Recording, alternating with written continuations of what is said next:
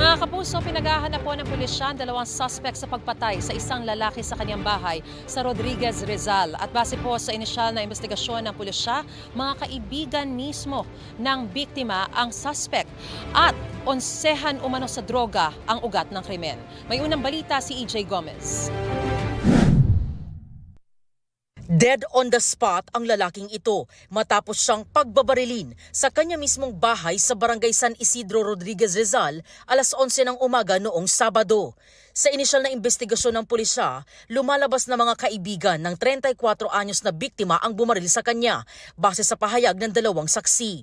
Bago po mangyari ang insidente, itong suspect po natin ay nakita ng ating witness na papunta po sa bahay ng biktima. Then nakarinig sila ng putok.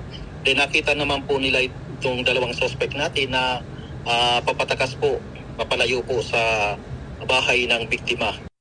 Nagtamo ng mga tama ng bala ang biktima sa likod at ibang parte ng katawan.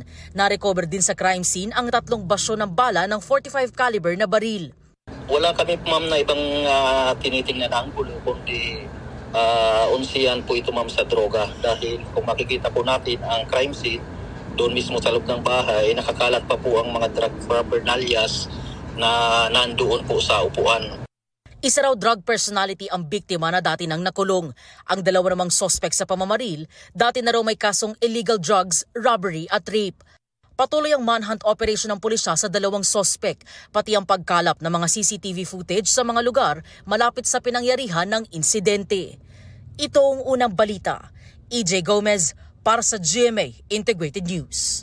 Mga kapuso, para una ka sa mga balita, mag-subscribe sa GMA Integrated News sa YouTube. Sa mga kapuso abroad, subaybayan niyo po kami sa GMA Pinoy TV at sa www.gmanews.tv.